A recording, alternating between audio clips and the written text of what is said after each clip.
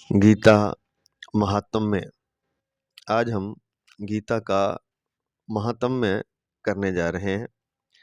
महात्म्य से तात्पर्य होता है इसका महत्व क्या है। इस गीता का जो हम श्लोकों का अध्ययन करते हैं या श्लोकों का गायन करते हैं, विशेषता तो श्लोकों का गायन ही है, या फिर उसका अर्थ भी हम ले सकते हैं, पढ़ सकते हैं। तो अलग अलग अध्यायों का अलग अलग महात्म्य है।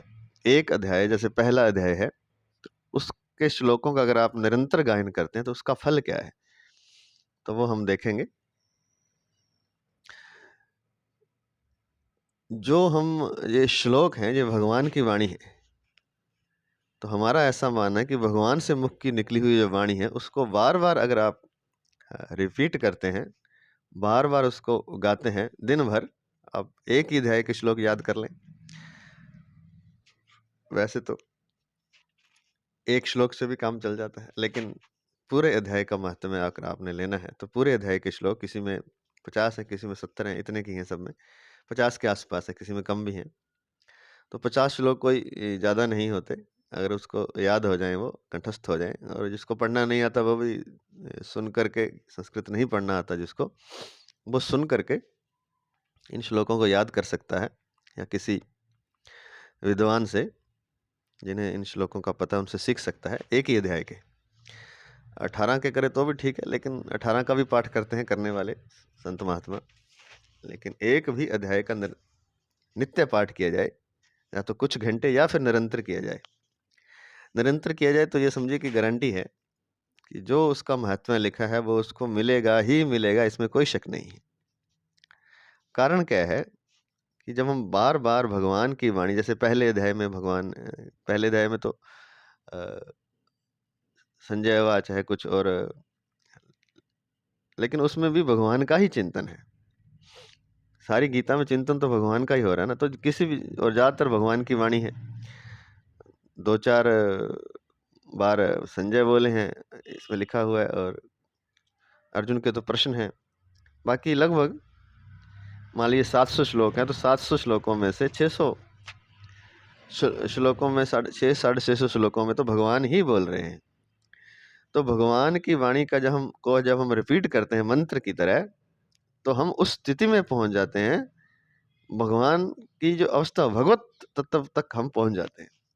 जो भगवत्ता है, जो भगवत तत्व है, जिसको हम परमात्मा भी कह देते हैं, जो परम शक्ति है, जो भगवान की शक्ति है, जिसका हम अंश हैं। भगवान तो स्वरूप है, उस स्वरूप का हम अंश हैं, तो उस तक हम पहुंच जाते हैं, ऐसा हमारा मानना है। क्योंकि जब चिंतन सारा दिन, पहले तो शुरू में थोड़ी देर करें, आधा घंटा करें, 10 मिनट से शुरू करें, और फिर आधा घंटा, फिर घंटा, ऐसे बढ़ाते रहें धीरे धीरे। तो अगर हम, ये एक साधना है, अलग तरह की एक साधना है। खाली गीता के श्लोक एक ही अध्याय के अगर हम रिपीट करते हैं बार बार, तो हमारा चिंतन भगवान में हो जाएगा। हमारे चिंतन में और कोई बात आएगी ही नहीं। और अगर जब समय बढ़ता जाता है और 12 घंटों से अधिक हो जाता है, तो संतों महापुरुषों से भी सुना है हमने कि फिर उसका चिंतन जो है वो भगवान में ही उसका मन रम जाएगा। और जब भगवान में ही उसका चिंतन पूरी तरह से आश्रित हो जाएगा भगवान के, या भगवान में के चिंतन में डूब जाएगा, तो मुक्ति कहाँ असंभव है। फिर तो मुक्ति मिल गई ना,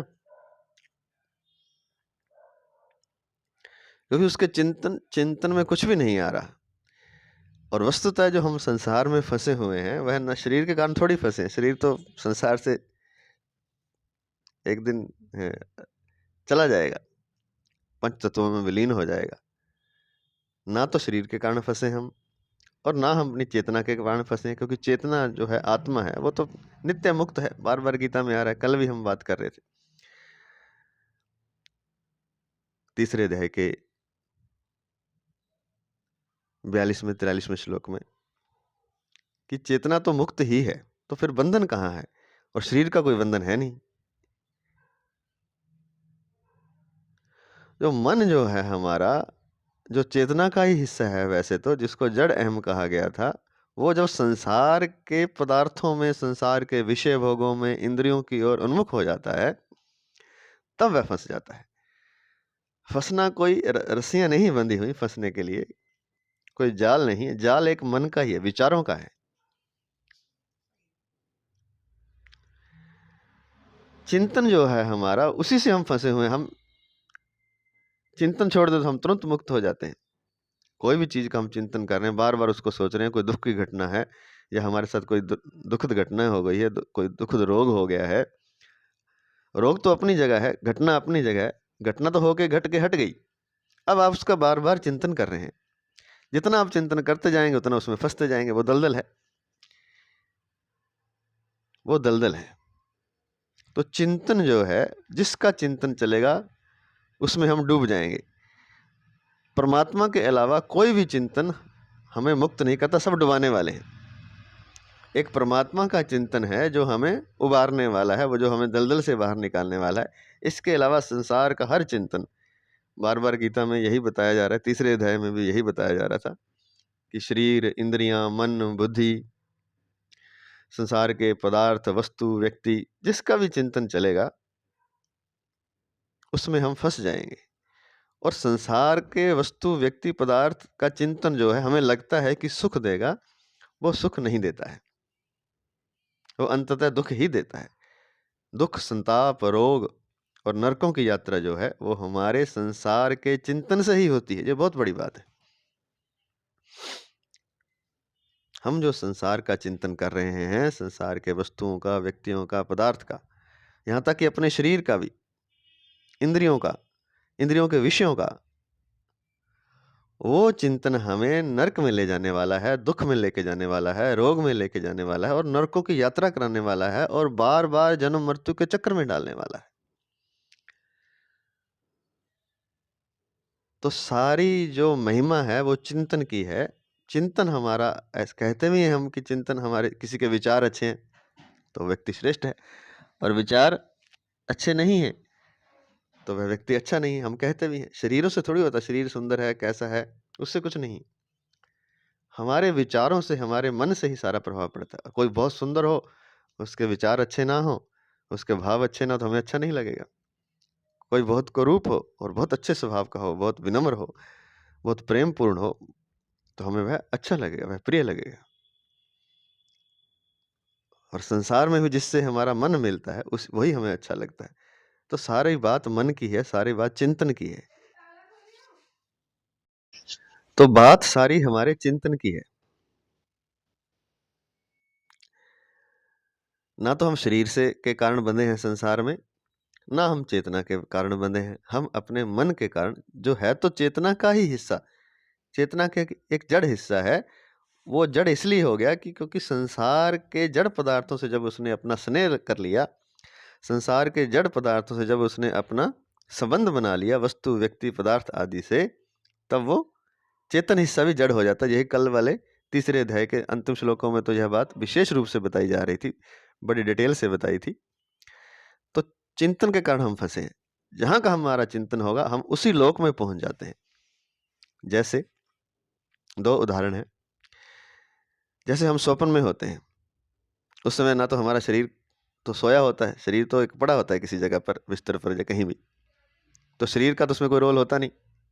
और आत्मा जो है उसका भी कोई रोल नहीं होता। आत्मा का एक अंश स्वप्न देखता है, ये बात सही है, लेकिन आत्मा का वस्तुतः कोई रोल नहीं। आत्मा अपने सच्चित चित आनंद रूप में निमग्न है, हमेशा से ही मग्न है। वो तो आत्मा सुख स्वरूप है। ये तो गीता में बहुत बार आ गया और सत्य भी है ये बात, कि जैसे एक श्लोक भी है, नैनम छिदन्ति शस्त्राणि नैनम दहति पावका न चैनम क्लेदन्त्याप न शोष्यति मारुता। वो आत्मा अलग है, ना उसको मार सकते हैं, ना जला सकते हैं, ना काट सकते हैं, ना डुबो सकते हैं, क्योंकि वो एक एक जैसे आकाश की तरह है, खालीपन है, शून्य की तरह है। लेकिन शून्य वो सत्यचित आनंद, आनंद से भरा हुआ है, सत्य है, वो चैतन्य है। तो आत्मा का भी स्वप्न में कहने का तात्पर्य है कि कोई लेना देना नहीं हो, शरीर का भी लेना देना नहीं, क्योंकि आत्मा तो निर्विकार है, सच्चित आनंद है। तो स्वप्न में हम जब देखते हैं तो, लेकिन स्वप्न में हम एक लोक में होते हैं। तो किस लोक में होते हैं? जो हमारा मन चिंतन कर रहा होता है। शरीर से तो हम वहां जाते नहीं। शरीर के द्वारा तो हम उस लोक में जाते नहीं, क्योंकि हम तो सोए होते हैं, लेकिन हम राजा बन रहे हैं, किसी लोक में पहुंच गए हैं, स्वर्ग में पहुंच गए हैं। वो हमारे मन के चिंतन द्वारा ही हम पहुंच गए हैं। और हम स्वप्न को झूठ कहते हैं। वो झूठ तो तब है जब हम जाग जाते हैं, लेकिन जब वो स्वप्न चल रहा है तब वो सच है। उसमें आपको उतना ही दुख होता है, उतनी ही पीड़ा होती है, उतना ही सुख होता है, उतना ही आनंद आता है, बल्कि वास्तविक जीवन से ज्यादा आनंद आता है, ज्यादा दुख होता है। क्योंकि वास्तविक जीवन में कोई आनंद लेना हो तो विचार, हजार विचार और चल रहे होते हैं मन में, लेकिन उस समय एक ही विचार चल रहा है, तभी तो स्वप्न आता है। हजार विचार चलेंगे तो स्वप्न आएगा नहीं। एक ही तरह का विचार चल रहा था, तो जो आनंद आ रहा होता है वो भी ज्यादा होता है, और दुख आ रहा होता है वो भी ज्यादा होता है। तो कहने का तात्पर्य यह है कि जहां हमारे मन का चिंतन होता है वहीं हम रहते हैं। चाहे हम संसार, दिन में भी हम कहीं बैठे हैं और सामने कोई बात कर रहा है, लेकिन हम कहीं सोच में डूब गए अपनी, तो हम वहां चले गए, हम वहां नहीं हैं। उस समय जहां हम बैठे हैं उस जगह हम नहीं हैं, हम अपनी सोच में हैं। तो मनुष्य अपनी सोच में, अपने चिंतन में, अपने मन में रहता है, दिन में भी और रात में भी। कई बार सामने वाला कोई बात कहता है, हमें कहा हमें नहीं सुनी। क्यों नहीं सुनी? क्योंकि हम किसी अपने चिंतन में लीन थे। तो जिस चीज का चिंतन करेंगे आप वहीं पहुंच जाएंगे। और फिर संसार का चिंतन क्यों ना करें, अच्छा अच्छा चिंतन करें।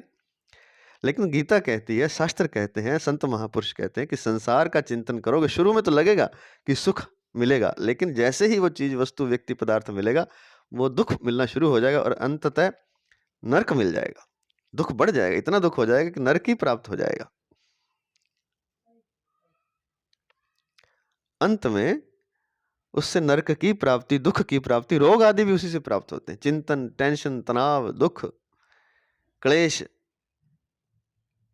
हिंसा, सब कुछ आपके चिंतन से ही पैदा होता है। चिंतन एक ऐसी भूमि है जहां से आप कुछ भी पैदा कर सकते हैं। जो बीज आप चिंतन के बोएंगे वही आपको मिलेगा। तो संसार का चिंतन नहीं करना, कर सकते हैं, लेकिन संसार के चिंतन से मिलेगा दुख। एकमात्र चिंतन परमात्मा का है, वो अगर चिंतन आप करेंगे तो वही आपको सच्चित आनंद में पहुंचाएगा, वही आपको सुख देगा। तो भगवान के वाणी को जब हम कहने का तात्पर्य यह है कि जब भगवान की वाणी को हम अपने मुख से उच्चारण करेंगे और उसका चिंतन करेंगे निरंतर, पहले थोड़े समय से 10 मिनट से शुरू करके धीरे धीरे बढ़ाते हुए, मान लीजिए 1 अध्याय के श्लोक हैं तो उनको बोलने में मुश्किल से 10 मिनट लगते हैं।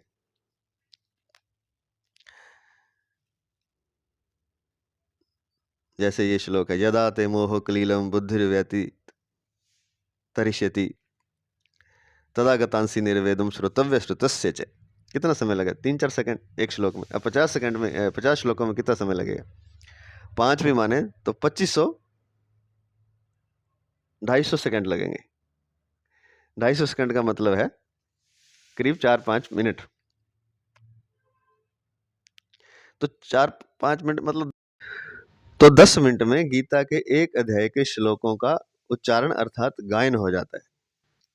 तो चिंतन पूर्वक ध्यान लगा करके जो श्लोक, उसका अर्थ हमें पता हो थोड़ा सा, वो सीख सकते हैं, किसी कोई बहुत मुश्किल बात नहीं है। तो वो बार बार अगर उसका हम चिंतन करेंगे और उसका हम ध्यान रखेंगे, बार बार उसका मंत्र का, श्लोक का गायन करेंगे और ध्यान रखेंगे उस मंत्र के अर्थ की तरफ, श्लोक के अर्थ की तरफ, तो फिर हम वहीं पहुंच जाएंगे जहां भगवान पहुंचे हुए हैं। भगवान के स्वरूप को प्राप्त हो जाएंगे, या कहें भगवान के लोक को प्राप्त हो जाएंगे, यह भी कह दें तो कोई अतिशयोक्ति नहीं है। लेकिन फिर भी गीता के अलग अलग अध्यायों से के चिंतन से क्या प्राप्त होता है, यह बताया है गीता के अध्यायों में, के महत्व में बताया है। एक उदाहरण और देना चाहते हैं हम कि चिंतन से हम कहाँ पहुंच जाते हैं। अगर आप दुख में हैं और आप सुख के चिंतन में पहुंच जाएं तो दुख आपको लगेगा नहीं। ऐसे ही सुख में है और दुख के किसी याद में आप डूब जाएं तो सुख आपको लगेगा नहीं, दुख में डूब जाएंगे। कहने का तात्पर्य हमारे चिंतन से ही सब कुछ होता है। एक उदाहरण और है, टीवी पर हम चैनल होते हैं, मान लीजिए एक चैनल लगा, उसमें कुछ और चल रहा है और दूसरे चैनल में कुछ और चल रहा है। अब वहाँ 250 चैनल चल रहे हैं टीवी में, लेकिन आप जो चैनल आपने खोल रखा है, आप एक समय में एक ही चैनल देख सकते हैं। तो ऐसा नहीं कि 250 और चिंतन, कहीं पर मारदाड़ हो रही है, कहीं पर प्रेम हो रहा है, कहीं पर कोई ज्ञान की बात बताई जा रही है, कहीं खेती की बात बताई जा रही है, कहीं बिजनेस की बात बताई, अलग अलग चैनलों में कहीं खबरें बताई जा रही हैं। लेकिन जो आपने चैनल लगाया है आप उसी चैनल के चिंतन में डूबेंगे, बाकी चैनल बंद रहेंगे। ऐसे ही हमारा मन है, हज़ारों टीवी में तो कोई 250 चैनल होंगे, हमारे मन में हज़ारों चैनल हैं। कौन-सा चैनल हमने लगाया है, क्या चिंतन हमने किया है, किस चिंतन में हम डूबे हुए हैं, उसी चिंतन के में हम डूब जाएँगे फिर। जो चिंतन हमारा मन करे उसी चिंतन में हम डूब जाएँगे। तो चिंतन मुख्य बात है। सार बात ये है कि चिंतन से ही हम संसार में फँसते हैं और चिंतन से ही हम मुक्त हो जाते हैं। दृढ़ निश्चय से, विवेक से हम मुक्त हो सकते हैं, या फिर बार-बार अच्छी चीज़ का चिंतन करें। अच्छी चीज़ मतलब परमात्मा ही है, उसके अलावा कुछ अच्छा नहीं है। संसार की सारी चीज़ें, वस्तु, व्यक्ति, पदार्थ, इंद्रियाँ, मन, बुद्धि, विषय, इंद्रियों के विषय, रस, शब्द, स्पर्श, रस, रूप, गंध, सब कुछ आपको फँसाने वाला है। आपको न केवल फँसाने वाला, बल्कि दुःख में ले जाने वाला, नरकों में ले जाने वाला, संताप, रोग, क्लेश आदि में लेके जाने वाला है और जन्म-मरण के महान दुःखमय चक्कर में फँसाने वाला है। इसलिए चिंतन एकमात्र परमात्मा का, इसलिए या तो फिर कई तरीके हैं, या तो मंत्र का चिंतन किया जाता है, बार-बार मंत्र का रिपिटिशन किया जाता है। एक मंत्र होता है, छोटा-सा ही होता है वो तो कोई, तो 2 अक्षर का 2 पदों का, 3 पदों का, 4 पदों का, 10 पदों का, बस इतने से ही होते हैं, ज़्यादा तो होते नहीं। 16 पदों का भी होता है। जैसे हरे राम, राम राम, हरे हरे, हरे कृष्ण, कृष्ण कृष्ण, हरे हरे, ये 16 पदों का है। इसका बार-बार रिपिटिशन किया जाता है। क्योंकि जिनका हम चिंतन रिपिटिशन कर रहे हैं, उसी चिंतन में अगर हम डूबें, खाली जीवा से जपने से नहीं होता। जीवा से जपने से भी होता है, लेकिन उतना फल नहीं मिलेगा जितना जीवा से भी जपें और साथ में चिंतन भी करें। हरे राम, तो राम का चिंतन आए, हरे राम, राम राम, हरे हरे, हरे कृष्ण कृष्ण कृष्ण, हरे हरे। तो राम कहते राम जी की मूर्त याद आए, कृष्ण कहते कृष्ण जी की मूर्त याद आए, या कृष्ण जी की लीला याद आए, राम जी की लीला याद आए। तो जब चिंतन में हम चिंतन करते हुए रिपिटेशन करते हैं, तो उसी लोक में हम पहुँच जाते हैं। यही मन की हमारी सामर्थ्य भी है। जिसका हम चिंतन करते हैं, उसी लोक में हम पहुँच जाते हैं। इसलिए लोग कहते हैं, राम राम जपने से कैसे मुक्त हो जाए? अरे भैया, राम राम जपने से वो उसी लोक में पहुँच जाएगा ना, चिंतन उसका वहीं का हो जाएगा। अब भगवान की लीलाओं का चिंतन कर रहा है, वृंदावन की लीलाओं का चिंतन कर रहा है, तो वो लीलाएँ कोई समाप्त थोड़ी होती हैं, वो अभी भी अदृश्य लोक में चल रही हैं। जैसे टीवी के जो 250 चैनल हैं, वो ऐसे नहीं है कि आपने एक लगा रखा तो बाकी बंद हो गए, बाकी चल रहे हैं। आपका उनसे वो क्या बोलें उसको, तारतम्य नहीं हो रहा, आपकी जो फ्रीक्वेंसी है वो नहीं मिल रही। तो फ्रीक्वेंसी मिलाने के लिए ही चिंतन किया जाता है। तो भगवान का चिंतन करेंगे, जिस चीज़ का चिंतन करेंगे, उसी लोक में पहुँच जाएँगे। आप आज भी राम जी की अयोध्या में पहुँच सकते हैं। त्रेता युग में पहुँच सकते हैं, जब रामलीला हुई थी। राम जी ने लीला की इस जगत में आकर के। वास्तव में उस युग में पहुँच सकते हैं अपने चिंतन द्वारा, कोई मुश्किल नहीं है। निरंतर चिंतन की आवश्यकता है, निरंतर जाप की और चिंतन की, दोनों। जाप से अकेले भी हो जाएगा वैसे, और चिंतन से भी अकेले हो जाएगा, लेकिन दोनों हो तो और भी अच्छा। जाप से महत्वपूर्ण हमें ऐसा लगता है कि चिंतन है, लीलाओं का चिंतन उससे भी महत्वपूर्ण है, ऐसा हमें लगता है। तो चिंतन से आप वहीं पहुँच जाएँगे। तो या तो मंत्र का रिपिटिशन करें, बार-बार करें और उसका चिंतन करें, या फिर गीता के श्लोकों का, या किसी भी अच्छे और भी श्लोकों का कर सकते हैं। रामायण की चौपाइयों का भी कर सकते हैं। एक का भी कर सकते हैं, एक अध्याय का भी कर सकते हैं, पूरी गीता का भी कर सकते हैं, पूरी रामायण का भी कर सकते हैं। संत महात्मा करते हैं। कुछ लोग तो ऐसे हैं कि वो पूरी रामायण एक दिन में कर देते हैं, और कई तो उसका 2-3 बार कर देते हैं उसको। मतलब इतना उनका मन उसमें रम चुका है, पूरी रामायण। ऐसे संत महात्मा हैं। गीता का पूरा पारण वो जो करते हैं, अ, पूरे अध्यायों का, श्लोकों का उच्चारण एक ही दिन में, और कई बार भी कर देते हैं। कुछ ऐसे महात्मा भी हैं। तो जितना चिंतन हम बढ़ता जाएगा, ऐसा माना जाता है कि 24 घंटे होते हैं, उसमें जब 12 घंटों से अधिक आपका चिंतन हो जाता है, तो फिर संसार का चिंतन आना बंद हो जाता है धीरे-धीरे। फिर आप उसमें ही डूब जाते हैं, और फिर सोने के कोई 2-4 घंटे छोड़ करके जितनी देर आप, जैसे चिंतन बढ़ेगा तो नींद भी इतनी ज़्यादा ज़रूरत नहीं पड़ती, क्योंकि मन के संसार के चिंतन के कारण ही मन थक जाता है, तो फिर नींद की ज़्यादा ज़रूरत नहीं पड़ती। तो 2-4 घंटे भी संत महात्मा सो लेते हैं तो बहुत होता है। बाकी समय वो चिंतन करते हैं या मंत्र का जाप करते हैं, तो वो नींद में भी फिर उनका वही स्वप्न चलता है। ये तो हमारा अनुभव भी है कि हम दिन भर जो चिंतन करते हैं, थोड़ा बहुत ही करते हों भले, तो रात में उसके स्वप्न ज़रूर आते हैं। ख़ासकर सोते हुए जो हम चिंतन करते हैं, उसके रात को स्वप्न आते हैं। तो ऐसे ही जब भगवान का चिंतन किया जाता है, जहाँ भगवान के नामों का जप किया जाता है, जहाँ गीता के श्लोकों का उच्चारण किया जाता है, जहाँ रामायण की चौपाइयों का उच्चारण किया जाता है, जहाँ भागवत श्रीमद् भागवत पुराण उनके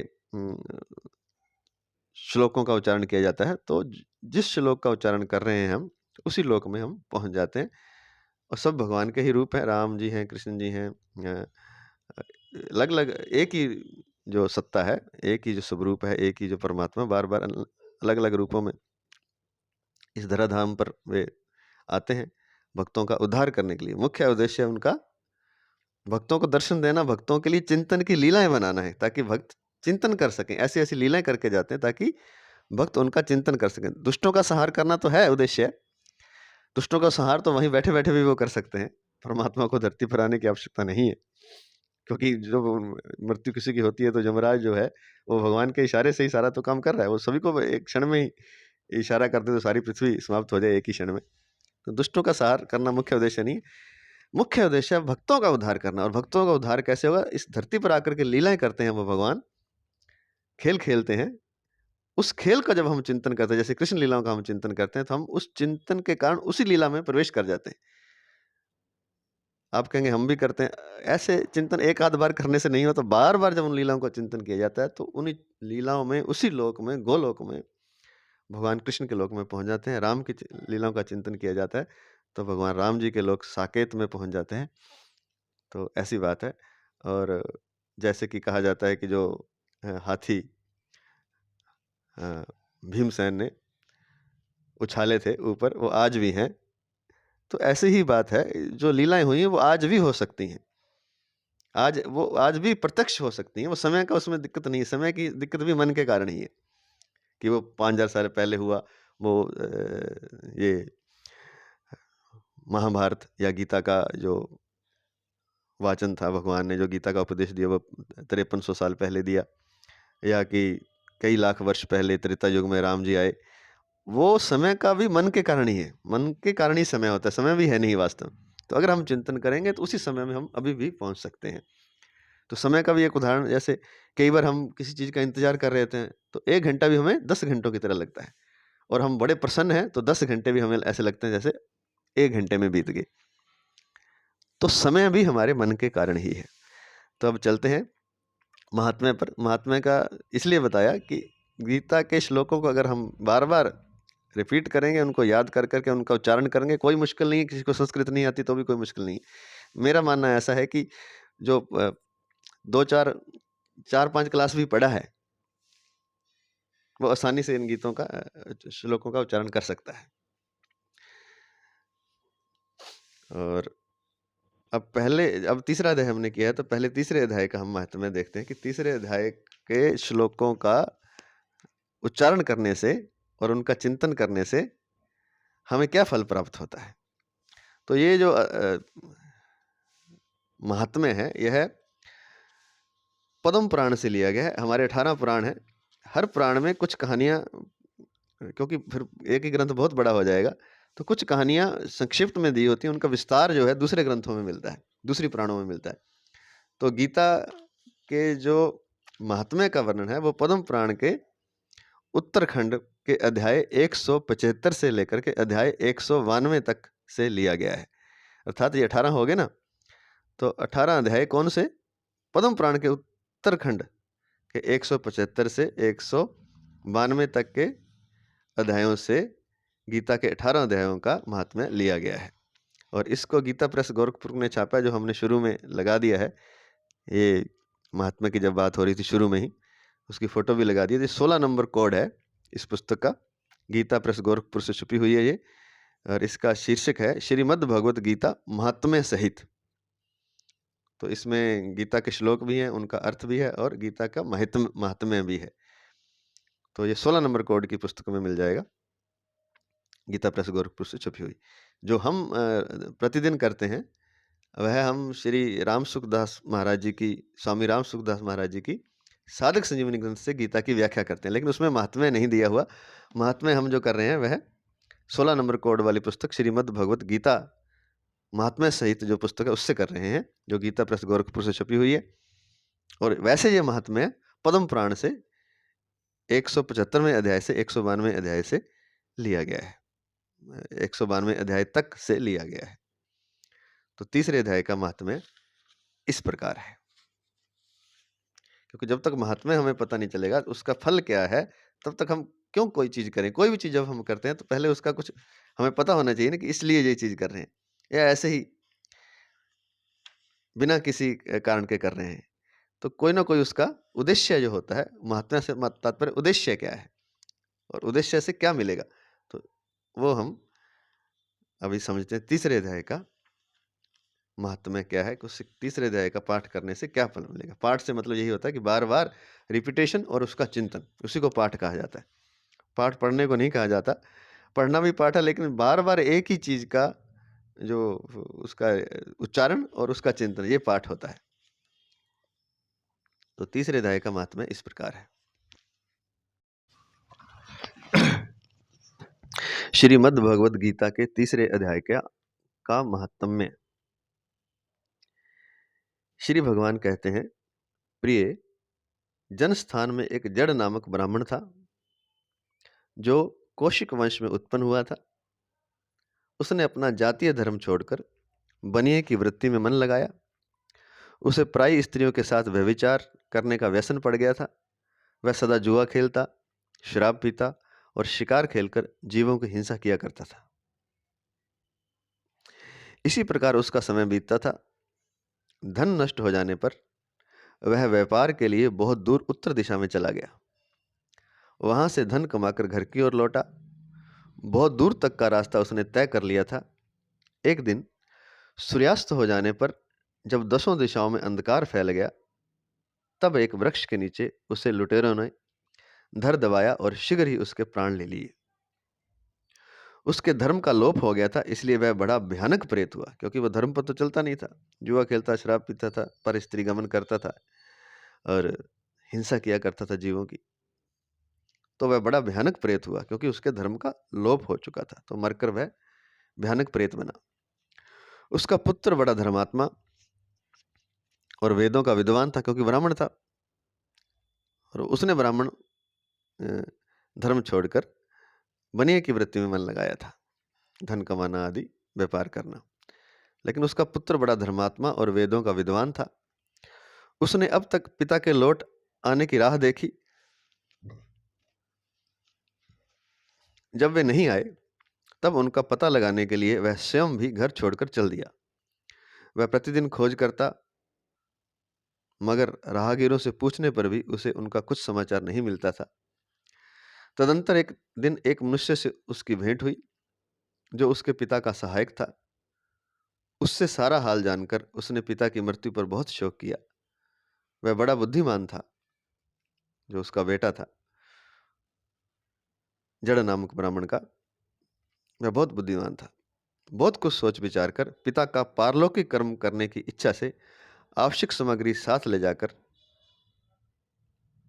ले उसने काशी जाने का विचार किया।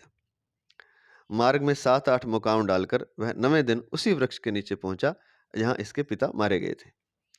तो पारलौकिक कर्म ये होता है कि जो मृत्यु हो जाती है, उसके बाद जो मुक्ति नहीं होती, जीव कहीं प्रेत बन जाता है या भटक जाता है कहीं अन्य योनियों में, भूत प्रेत आदि में, तो उसके लिए काशी में या गया में जाकर के उसका पिंडदान या इस तरह के पारलौकिक कर्म किए जाते हैं, जो हम सब सनातन धर्म वाले, हिंदू धर्म वाले करते ही हैं। उनको पता है सबको, हम सबको पता ही है इस बात का। तो वो पिता का पारलौकिक कर्म करने की इच्छा से आवश्यक सामग्री साथ लेकर काशी जाने का विचार किया। इस लोक की नहीं, पारलौकिक कर्म होते हैं ये, पिंडदान आदि है। और तो मार्ग में वहीं उसी वृक्ष के नीचे 7-8 मुकाम डालकर पहले 7-8 जगह रुका, फिर 9वें दिन उसी वृक्ष के नीचे पहुंचा जहां उसके पिता मारे गए थे। उस स्थान पर उसने संध्या उपासना की और गीता के तीसरे अध्याय का पाठ किया। पाठ से मतलब वही तात्पर्य है, गीता के श्लोकों का उसने उच्चारण किया चिंतन सहित। एक ही बार किया उसने। संध्या उपासना जो ब्राह्मण लोग करते हैं, सुबह त्रिकाल संध्या होती है, सुबह होती है सूर्योदय के समय, शाम को सूर्यास्त के समय और दोपहर को भोजन से पहले। तो शाम को उसने उस स्थान पर संध्या उपासना की और गीता के तीसरे अध्याय का पाठ किया। इसी समय आकाश में बड़ी भयानक आवाज हुई। उसने अपने पिता को भयंकर आकार में देखा। फिर तुरंत ही अपने सामने आकाश में उसे एक सुंदर विमान दिखाई दिया जो महान तेज से व्याप्त था। उसमें अनेकों शुद्र घंटिकाएं लगी थी, छोटी छोटी घंटियां लगी हुई थी, शुद्र घंटिकाएं लगी थी। जो वो विमान था उसके तेज से समस्त दिशाएं आलोकित हो रही थी। उसका तेज इतना था, उसमें से प्रकाश निकल रहा था उस विमान में से, और जिससे समस्त दिशाएं प्रकाशित हो रही थी, आलोकित हो रही थी। यह दृश्य देखकर उसके चित्त की व्यग्रता दूर हो गई। चित्त की व्यग्रता दूर हो गई। उसने विमान पर अपने पिता को दिव्य रूप धारण किए विराजमान देखा। पहले तो वो प्रेत रूप में भयंकर आकार में दिखे उसके पिता। फिर एक विमान आया और विमान पर जब उसके पिता विराजमान हुए तो उनका स्वरूप दिव्य हो गया। उनके शरीर पर पीताम्बर शोभा पा रहा था और मुनिजन उनकी स्तुति कर रहे थे। तो पिता के शरीर पर पीताम्बर शोभा पा रहा था और मुनिजन उनकी स्तुति कर रहे थे। कुछ मुनि उनके पिता की उस विमान पर बैठे हुओं की स्तुति कर रहे थे। उन्हें देखते ही पुत्र ने प्रणाम किया। तब पिता ने भी उसे आशीर्वाद दिया। तो उसको पिता को देखा जब दिव्य रूप में, तो पुत्र ने प्रणाम किया और पिता ने भी उसे आशीर्वाद दिया। तत्पश्चात उसने पिता से यह सारा वृत्तांत पूछा। उसके उत्तर में पिता ने सब बातें बताकर इस प्रकार कहना आरंभ किया, बेटा, दैववश मेरे निकट गीता के तृतीय अध्याय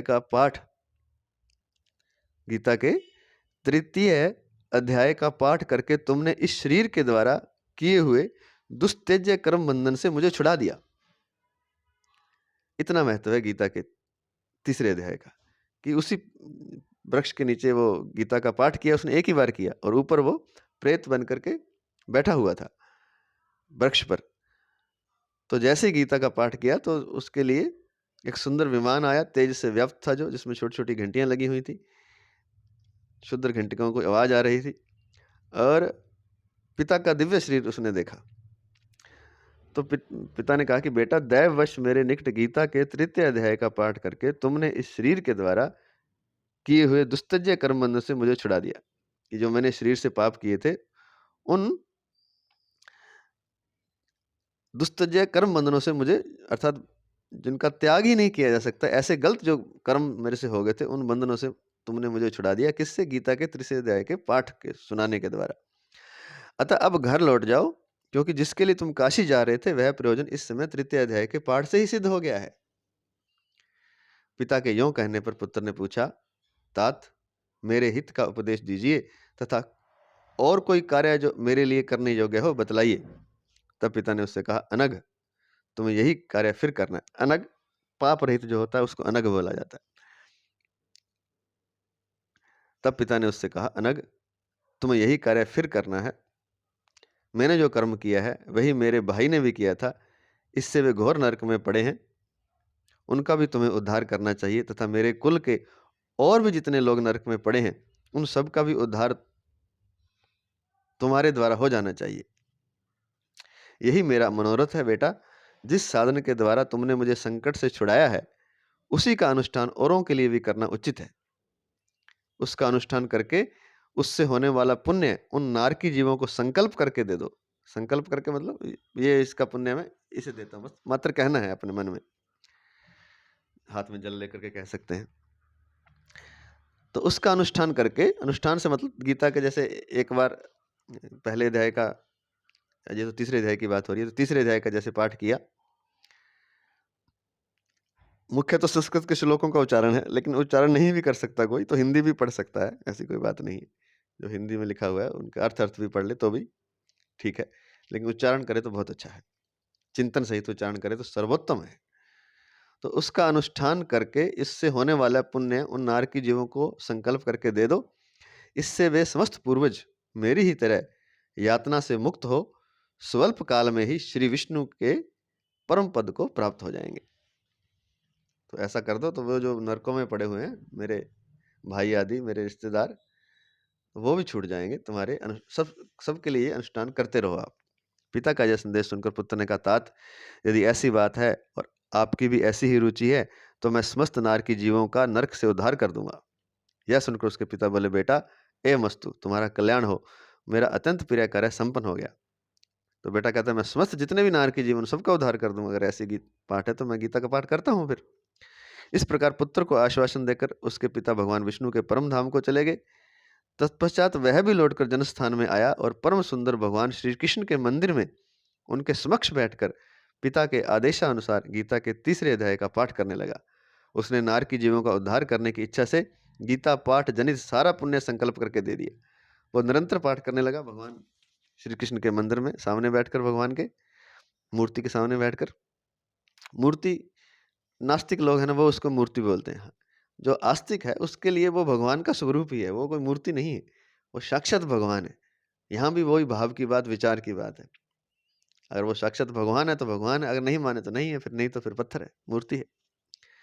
तो भगवान के सामने बैठकर भगवान श्री कृष्ण के मंदिर में, तो उसने गीता के तीसरे अध्याय का वो पाठ करने लगा।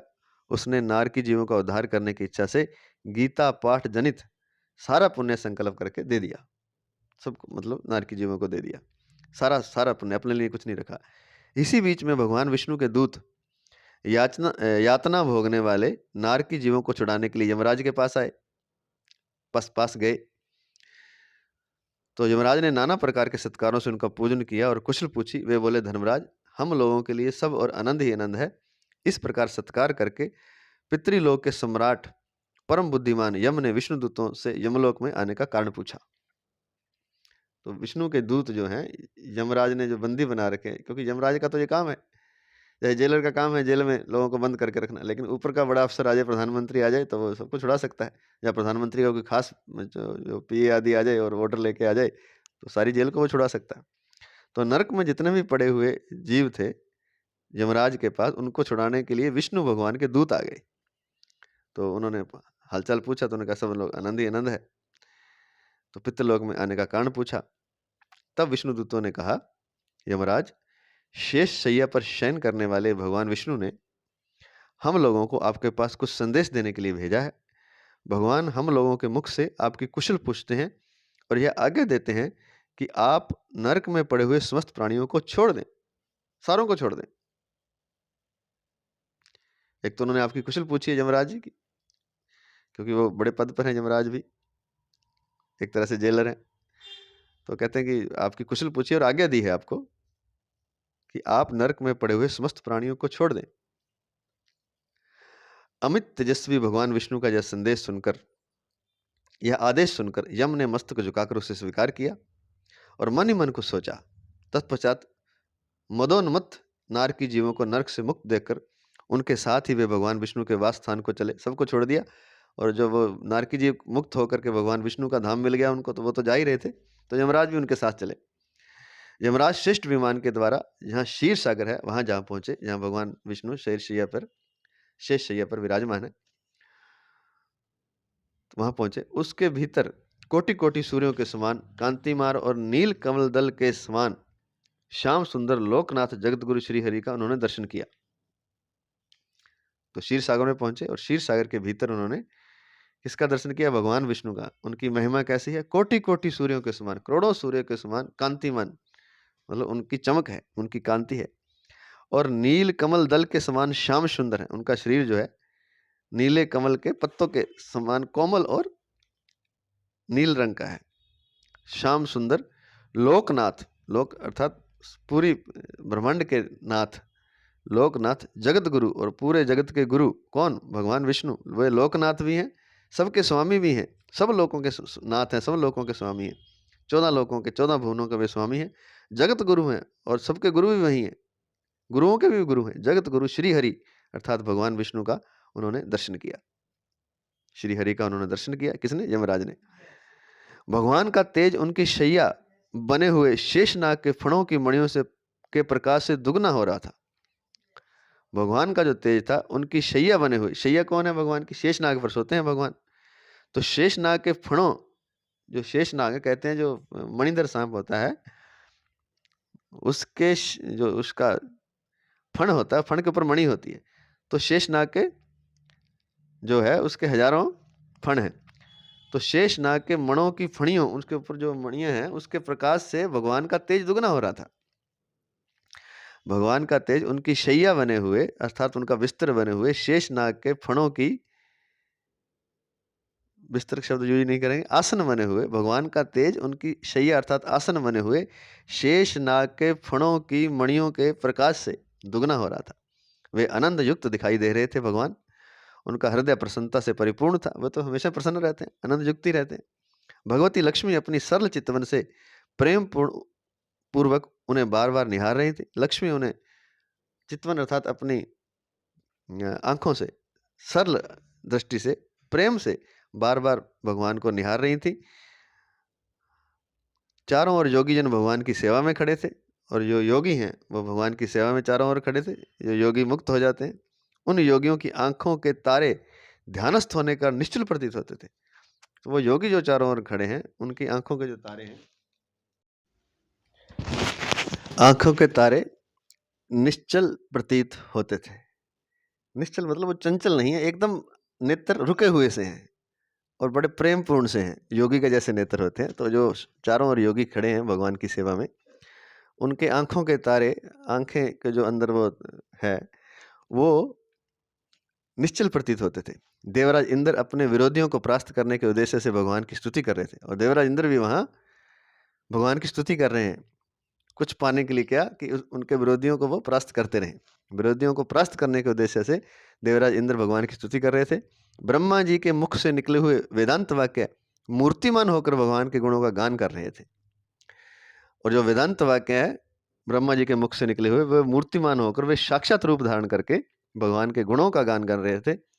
भगवान पूर्णतः संतुष्ट होने के साथ ही समस्त योनियों की ओर से उदासीन प्रतीत होते थे। जितनी भी योनियां हैं, पक्षी है, पशु हैं, मानव है, पेड़ पौधे हैं, समस्त योनियों की ओर से उदासीन प्रतीत होते थे। मतलब उनकी कोई चिंता नहीं करते, वो संतुष्ट हैं पूरी तरह से। जीवों में से जिन्होंने योग साधन के द्वारा अधिक पुण्य संचय किया था, उन सबको एक ही साथ वे कृपा दृष्टि से निहार रहे थे। तो जिन्होंने योग साधना के द्वारा पुण्य संचित किया था, उनको एक ही साथ, मतलब अनेक रूपों में कह सकते हैं कि वे उनको कृपा दृष्टि से निहार रहे थे। सबको एक ही साथ वे कृपा दृष्टि से निहार रहे थे। भगवान अपने स्वरूप भूत अखिल चराचर जगत को आनंदपूर्ण दृष्टि से आमोदित कर रहे थे।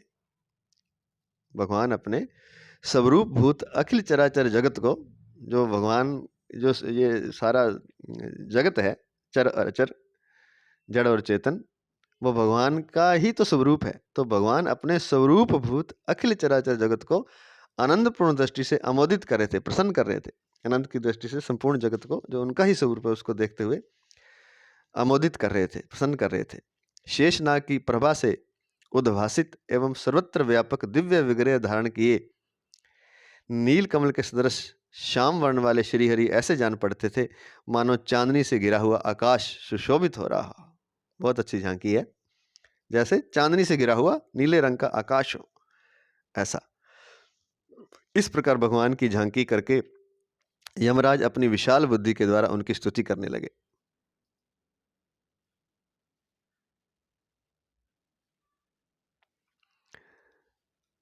शेषनाग की प्रभा से उद्भासित शेषनाग की के प्रकाश से प्रकाशित हो रहे थे एवं सर्वत्र व्यापक दिव्य विग्रह धारण किए नील कमल के सदृश श्याम वर्ण वाले श्रीहरि। सर्वत्र व्यापक है उनका जो शरीर है, जो उनका दिव्य विग्रह है, वो धारण किया हुआ था, वो धारण किया ही हुआ है। तो सर्वत्र व्यापक शेषनाग की प्रभा से उद्भासित एवं सर्वत्र व्यापक दिव्य विग्रह धारण किए नील कमल के सदृश श्याम वर्ण वाले श्रीहरि ऐसे जान पड़ते थे मानो चांदनी से घिरा हुआ आकाश सुशोभित हो रहा हो। इस प्रकार भगवान की झांकी करके यमराज अपनी विशाल बुद्धि के द्वारा उनकी स्तुति करने लगे। यमराज बोले, संपूर्ण जगत का निर्माण करने वाले परमेश्वर, आपका अंतःकरण अत्यंत निर्मल है। आपके मुख से ही वेदों का प्रादुर्भाव हुआ है। आप ही विश्व स्वरूप और इसके विधायक ब्रह्मा हैं। आपको नमस्कार है।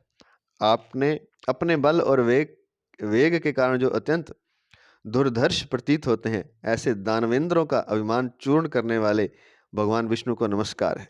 जो बड़े तगड़े, बड़े राक्षस दिखाई देते हैं, बड़े बड़े बड़े दुर्धर्ष, जिनको कोई जीत नहीं सकता, बड़े भयानक, उन दानवों का भी आप अभिमान चूर्ण करने वाले हैं। आप विष्णु भगवान को नमस्कार है। पालन के समय सतह में शरीर धारण करने वाले विश्व के आधारभूत सर्वव्यापी श्री हरि को नमस्कार है। समस्त देहधारियों की पातक राशि को दूर करने वाले परमात्मा को प्रणाम है। जितने भी देहधारी हैं उनके जो पाप हैं वो आप क्षण में दूर कर देते हो, आपकी दृष्टि से ही दूर हो जाते हैं, तो इसलिए आपको ऐसे परमात्मा को प्रणाम है। जिनके ललाटवर्ती नेत्र के तनिक सा खुलने पर भी आग की लपटें निकलने लगती हैं, उन रुद्र रूपधारी आप परमेश्वर को नमस्कार है। वो कहते हैं कि शिव रूप भी आप ही हो, और आपके ललाट पर जो तीसरा नेत्र है, भगवान विष्णु ही कहते हैं कि शिव रूप में हो जाते हैं, मतलब शिव रूप भी आप ही हैं। तो जिनके तीसरे नेत्र का तनिक सा खुलने पर भी आग की लपटें निकलने लगती हैं, उन रुद्र रूपधारी आप अर्थात उन शिव रूपधारी रुद्र रूपधारी आप अर्थात भगवान विष्णु अर्थात परमेश्वर को नमस्कार है।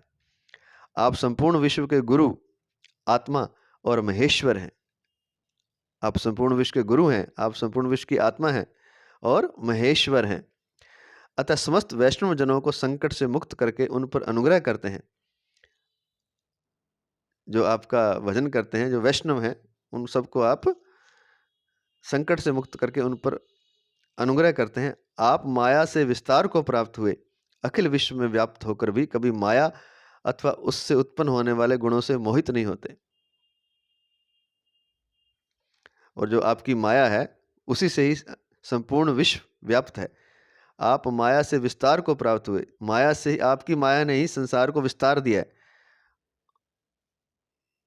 आप माया से विस्तार को प्राप्त हुए, अखिल विश्व में व्याप्त होकर भी कभी माया और उसी अखिल विश्व में आप भी रहते हैं जो आपकी माया ने बनाया है, तो उसमें रहकर भी आप माया अथवा उससे उत्पन्न होने वाले गुणों से मोहित नहीं होते।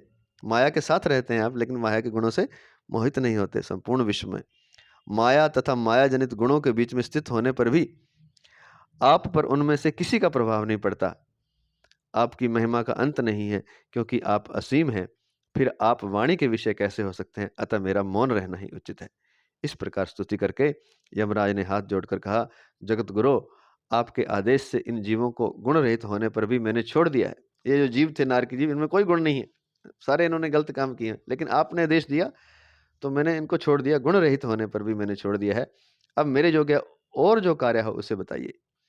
उनके यों कहने पर भगवान मधुसूदन मेघ के समान गंभीर वाणी द्वारा मानो अमृत रस से सींचते हुए बोले, धर्मराज, तुम सबके प्रति समान भाव रखते हुए लोगों का पाप से उद्धार कर रहे हो। तुम पर देहधारियों का भार रखकर मैं निश्चिंत हूं, अतः तुम अपना काम करो और अपने लोक को लौट जाओ। तो भगवान कहते हैं कि तुम पर ही तो सारा मैंने छोड़ रखा है। तुम सबके प्रति समान भाव रखते, पक्षपात नहीं करते सब जीवों के प्रति, इसलिए तुम सबके प्रति समान भाव रखते हुए लोगों का पाप से उद्धार कर रहे हो और उनको सबको अपने अपने कर्मों के हिसाब से दंड देते हो, फल देते हो, तो उनका उद्धार कर रहे हो पापों से। तुम पर देहधारियों का भार रखकर मैं निश्चिंत हूँ और तुम पर उनका भार रखकर मैं निश्चिंत हूँ, अतः तुम अपना काम करो और अपने लोक को लौट जाओ। यूं कहकर भगवान अंतर्धान हो गए। यमराज भी अपनी पुरी को लौट आए, यमपुरी को। तब वह ब्राह्मण अपनी जाति के और समस्त नारकी जीवों का नरक से उद्धार करके स्वयं भी श्रेष्ठ विमान द्वारा श्री विष्णु धाम को चला गया। कौन ब्राह्मण? जो उनका बेटा था, शायद उसी की बात है। तब वह ब्राह्मण अपनी जाति के और समस्त नारकी जीवों का नरक से उद्धार करके स्वयं भी अंत में श्रेष्ठ विमान द्वारा विष्णु धाम को चला गया। तो ये तो था तीसरे अध्याय का महात्म्य। तो जो अध्याय हमने कल पूर्ण किया था, तीसरा अध्याय, उसका महात्म्य हमने कर लिया, सुन लिया मतलब। और जो हम तीसरे अध्याय, वो तो हम व्याख्या कर रहे हैं, लेकिन व्याख्या सुनने से भी वो भी बहुत बड़ी बात है। हर चीज़ का महत्व है, लेकिन अगर तीसरे अध्याय का गायन करेंगे हम श्लोकों का, तो इसका फल जो अभी बताया है वो मिलेगा।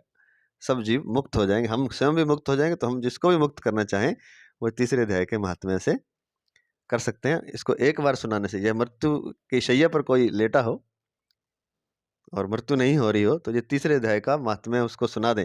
तीसरा अध्याय महात्म्य मतलब तीसरा अध्याय सुना दें उसको, चाहे तो उसका हिंदी अर्थ सुना दें मृत्यु शैया पर ही, चाहे उसको संस्कृत के श्लोक सुना दें, तो वो मुक्त हो जाएगा। अगर किसी की मृत्यु ना हो रही हो और या फिर वो प्रेत योनि में पड़ा हो, तो भी उसको ये संकल्प करके जो फल छोड़ दे तीसरे अध्याय का, तो वह मुक्त हो जाएगा। यह याद रखें, किसी को मुक्त करवाना हो मृत्यु से या शरीर की पीड़ा से, अंतिम समय हो और शरीर बहुत बेचैन हो, मृत्यु जान ना निकल रही हो, प्राण ना निकल रहे हो, तो तीसरे अध्याय का फल उसको दे सकते हैं। तो यह आजमाया भी हुआ है हमारा। आजमाना तो क्या है, भगवान की वाणी का मतलब ये प्रयोग किया हुआ है। पशु भी इसी अध्याय के सुनने से मुक्त हो जाते हैं, और मनुष्य भी। तो कुछ प्राण अटके हो, किसी के तकलीफ पा रही हो कोई देह अंतिम समय में, तो उसको यह तीसरे अध्याय का महात्म्य सुना सकते हैं। महात्म्य नहीं, तीसरे अध्याय का, अध्याय के श्लोक या तीसरे अध्याय के श्लोकों का अर्थ सुना सकते हैं, हिंदी में भी सुना सकते हैं। तो अब करते हैं हम तीसरा अध्याय। तो हमने कल ही समाप्त किया, दूसरा अध्याय हम पहले कर चुके हैं, पहला और दूसरा अध्याय। तो दूसरे अध्याय का महात्म्य हम अब सुनते हैं, और फिर पहले अध्याय का और चौथे का हम कल करेंगे, फिर चौथा शुरू करेंगे उसके बाद। तो दूसरे अध्याय का महात्म्य इस प्रकार। श्रीमद् भगवद गीता के दूसरे अध्याय का महात्म्य। श्री भगवान कहते हैं, लक्ष्मी, प्रथम अध्याय का महात्म्य का उत्तम उपाख्यान मैंने तुम्हें सुना दिया। अब अन्य अध्यायों के महात्म्य श्रवण करो। दक्षिण दिशा में वेद वेता ब्राह्मणों के पुरंदरपुर नामक नगर में श्रीमान देव शर्मा नामक एक विद्वान ब्राह्मण रहते थे। वे अतिथियों के पूजक, स्वाध्यायशील, वेद शास्त्रों के विशेषज्ञ, यज्ञों का अनुष्ठान करने वाले और तपस्वियों के सदा ही प्रिय थे। उन्होंने उत्तम द्रव्यों के द्वारा अग्नि में हवन करके दीर्घ काल तक देवताओं को तृप्त किया, किंतु उन धर्मात्मा ब्राह्मण को कभी सदा रहने वाली शांति न मिली। वे परम कल्याण में तत्व का ज्ञान प्राप्त करने की इच्छा से प्रतिदिन प्रचुर सामग्रियों के द्वारा सत्य संकल्प वाले तपस्वियों की सेवा करने लगे। इस प्रकार शुभ आचरण करते हुए उन्हें बहुत समय बीत गया। तो वो यज्ञ आदि हवन करते थे, स्वाध्याय भी करते थे, वेद शास्त्रों के ज्ञाता थे, ज्ञान था मतलब पढ़ा हुआ था उन्होंने, विशेषज्ञ थे उनके, अतिथियों का पूजन भी करते थे, और तपस्वियों के सदा ही प्रिय थे। तपस्वियों के लिए भी तपस्वियों की भी वो सेवा करते थे। उत्तम द्रव्यों के द्वारा उन्होंने हवन आदि भी किया था, अच्छी अच्छी चीज़ें अग्नि देवताओं को भेंट करके देवताओं को तृप्त किया था। परंतु उन धर्मात्मा ब्राह्मण को सदा रहने वाली शांति मिला तो बहुत कुछ उनको, लेकिन उनको जो शांति चाहिए थी, जो आनंद चाहिए था, जो सदा रहती है, वो नहीं मिली। तो फिर वे परम कल्याण में तत्व का ज्ञान प्राप्त करने की इच्छा से प्रतिदिन प्रचुर सामग्रियों के द्वारा सत्य संकल्प वाले तपस्वियों की सेवा करने लगे। फिर वे क्या करने लगे, फिर जो सत्य संकल्प वाले तपस्वी हैं, जो साधना करते हैं, तपस्या करते हैं, उनकी वे, उन साधुओं की वे तपस्वियों की सेवा करने लगे, अच्छी अच्छी वस्तुओं के द्वारा, प्रचुर सामग्री द्वारा, धन या कपड़ा या भोजन, इस तरह से जो भी साधुओं को चाहिए उनका वो तपस्वियों की सेवा करने लगे। किस लिए? कल्याण में, परम कल्याण में तत्व का ज्ञान प्राप्त करने की इच्छा से। इस प्रकार शुभ आचरण करते हुए उन्हें बहुत समय बीत गया। तदंतर एक दिन पृथ्वी पर उनके समक्ष एक त्यागी महात्मा प्रकट हुए। वे पूर्ण अनुभवी, आकांक्षा रहित, नासिका के अग्रभाग पर दृष्टि रखने वाले तथा शांत चित्त थे। निरंतर परमात्मा के चिंतन में संलग्न हो वे सदा आनंद विभोर रहते थे। देव शर्मा ने उन नित्य संतुष्ट तपस्वी को शुद्ध भाव से प्रणाम किया और पूछा, महात्मन, मुझे शांतिमय स्थिति कैसे प्राप्त होगी? तब उन आत्मज्ञानी संत ने देव शर्मा को सोपुर ग्राम के निवासी मित्रवान का, जो बकरियों का चरवाहा था, परिचय दिया और कहा वही तुम्हें उपदेश करेगा। उन्होंने कहा कि एक बकरियों का चरवाहा है जिसका नाम मित्रवान है, जो सोपुर ग्राम में रहता है, उसके पास जाओ, वही तुम्हें उपदेश देगा। यह सुनकर देव शर्मा ने महात्मा के चरणों की वंदना की और समृद्धिशाली सोपुर ग्राम में पहुंचकर उसके उत्तर भाग में एक विशाल वन देखा। उसी वन में नदी के किनारे एक शिला पर मित्रवान बैठा था। उसके नेत्र आनंदातिरेक से निश्चल हो रहे थे। वह अपलक दृष्टि से देख रहा था। वह स्थान आपस का स्वाभाविक बैर छोड़कर एकत्रित हुए परस्पर विरोधी जंतुओं से घिरा था। वहां उद्यान में मंद मंद वायु चल रही थी। मृगों के झुंड शांत भाव से बैठे थे और मित्रवान दया से भरी हुई आनंदमयी मनोहारिणी दृष्टि से पृथ्वी पर मानो अमृत छिड़क रहा था। मतलब वो ऐसे आनंद, जो मित्रवान था वो शिला पर ऐसे आनंद में बैठा था मानो उससे आनंद झर रहा हो, अमृत झर रहा हो, अमृत छिटक रहा हो जैसे पृथ्वी पर। मृगों के झुंड उसके पास शांत भाव से बैठे थे। इस रूप में उसे देखकर देव शर्मा का मन प्रसन्न हो गया। वे उत्सुक होकर बड़ी विनय के साथ मित्रवान के पास गए।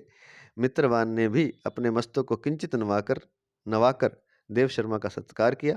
तदंतर विद्वान देव शर्मा अनन्य चित्त से मित्रवान के समीप गए और तब उसके ध्यान का समय समाप्त और जब उसके ध्यान का समय समाप्त हो गया, उस समय उन्होंने अपने मन की बात पूछी मित्रवान से। महाभाग, मैं आत्मा का ज्ञान प्राप्त करना चाहता हूँ। मेरे इस मनोरथ की पूर्ति के लिए मुझे किसी ऐसे उपाय का उपदेश कीजिए जिसके द्वारा सिद्धि प्राप्त हो चुकी हो।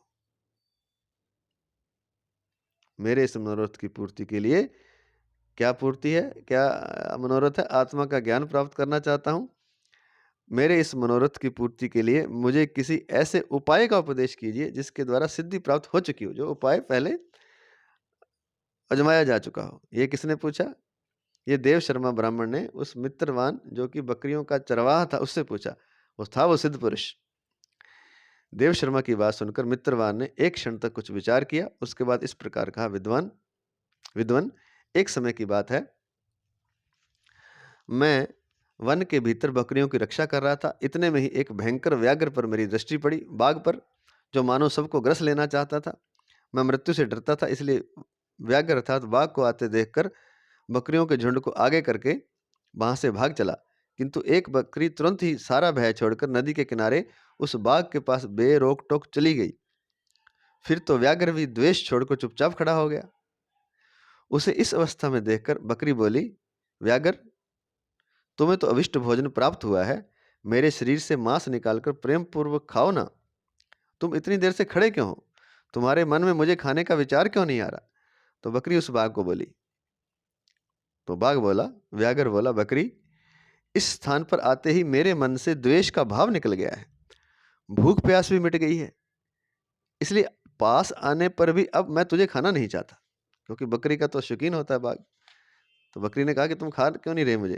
तो वो कहता कि इस स्थान पर मेरे मन का द्वेष भाव मिट गया है, भूख प्यास भी मिट गई है, और इसलिए मैं तुझे खाना नहीं चाहता। व्याघ्र के यों कहने पर बकरी बोली, न जाने मैं कैसे निर्भय हो गई हूं, इसमें क्या कारण हो सकता है? यदि तुम जानते हो तो बताओ। यह सुनकर व्याघ्र ने कहा, मैं भी नहीं जानता। चलो सामने खड़े हुए इन महापुरुष से पूछें।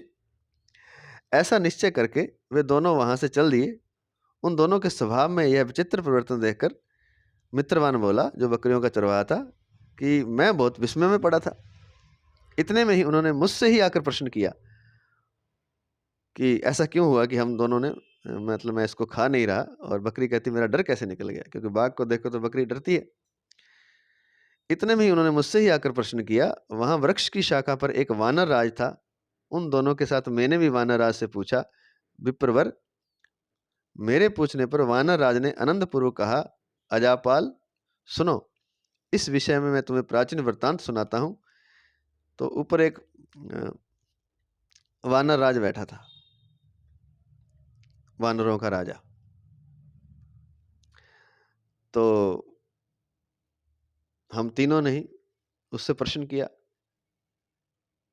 तो उस वानर राज ने कहा, विप्रवर, मुझे वानर राज ने कहा, मेरे पूछने पर विप्रवर, मेरे पूछने पर वानर राज ने आदर पूर्वक कहा, अजापाल, सुनो, इस विषय में तुम्हें एक प्राचीन वृत्तांत सुनाता हूं। यह सामने वन के भीतर जो बहुत बड़ा मंदिर है उसकी ओर देखो। इसमें ब्रह्मा जी का स्थापित किया हुआ एक शिवलिंग है। पूर्व काल में यहाँ सुकर्मा नामक एक बुद्धिमान महात्मा रहते थे, जो तपस्या में संलग्न होकर इस मंदिर में उपासना करते थे। वे वन में से फूलों का संग्रह कर लाते और नदी के जल से पूजनीय भगवान शंकर को स्नान कराकर उन्हीं से उनकी पूजा किया करते थे। इस प्रकार आराधना का कार्य करते हुए सुकर्मा यहाँ निवास करते थे। बहुत समय के बाद उनके समीप किसी अतिथि का आगमन हुआ। सुकर्मा ने भोजन के लिए फल लाकर अतिथि को अर्पण किया और कहा, विद्वन, मैं केवल तत्व ज्ञान की इच्छा से भगवान शंकर की आराधना करता हूँ। आज इस आराधना का फल परिपक्व होकर मुझे मिल गया, क्योंकि इस समय आप जैसे महापुरुष ने मुझ पर अनुग्रह किया है।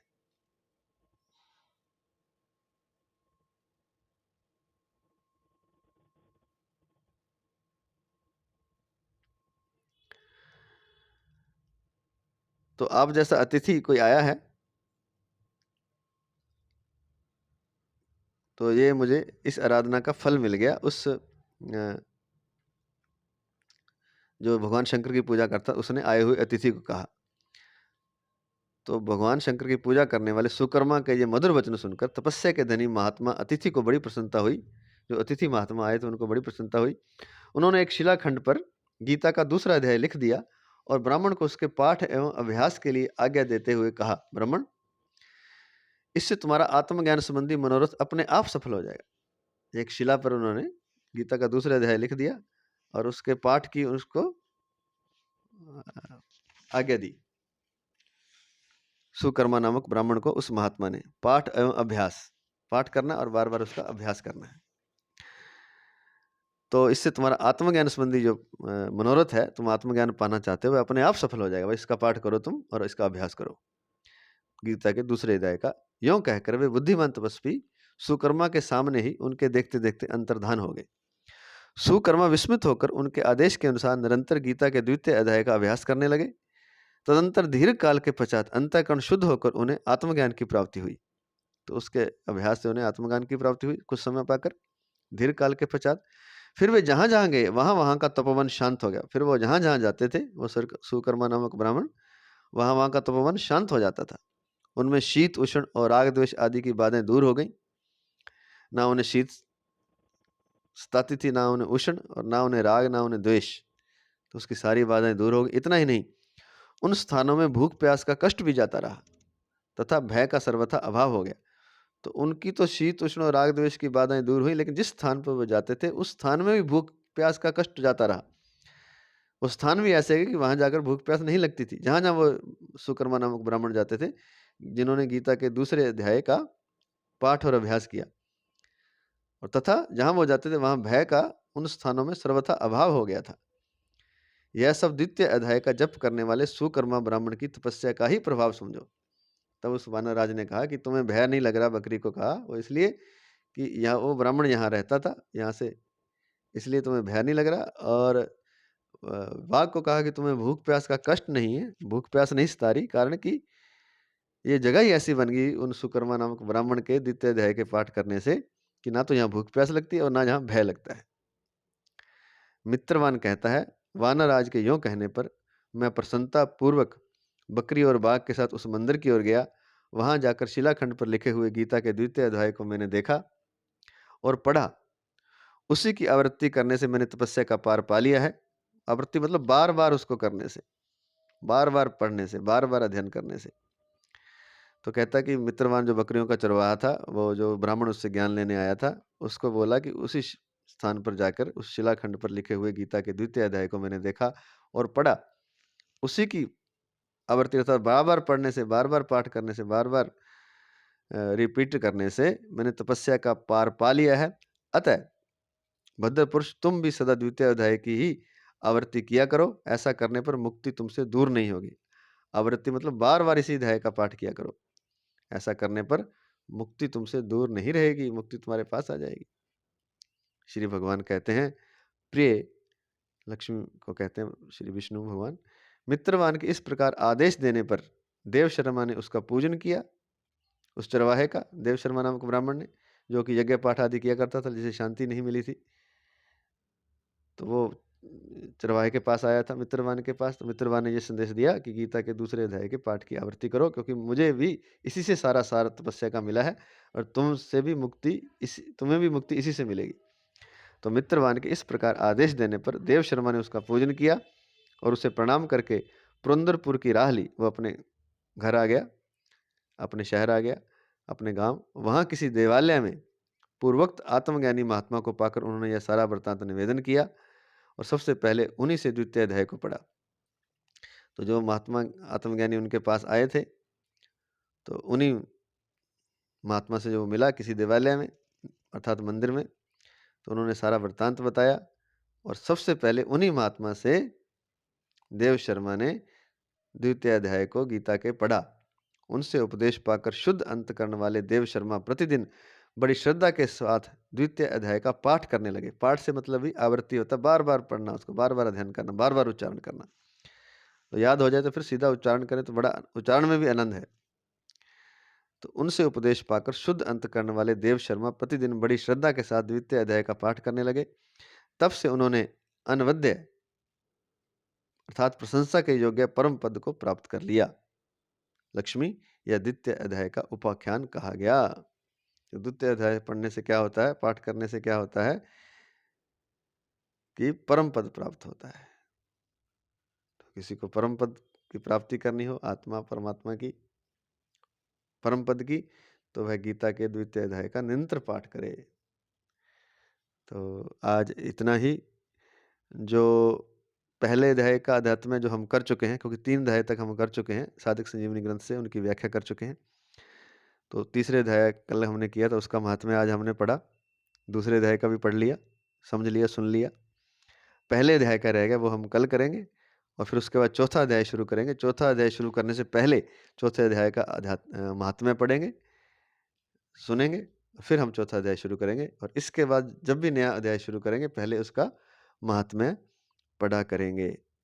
3 अध्यायों का रह गया था, तो 2 का आज हो गया, 1 का कल, और फिर चौथा अध्याय शुरू करने से पहले चौथे अध्याय का महात्म्य हम शुरू करेंगे। उसके बाद चौथा अध्याय प्रारंभ करेंगे। आज इतना ही। जय श्री कृष्ण, जय श्री कृष्ण, जय श्री कृष्ण।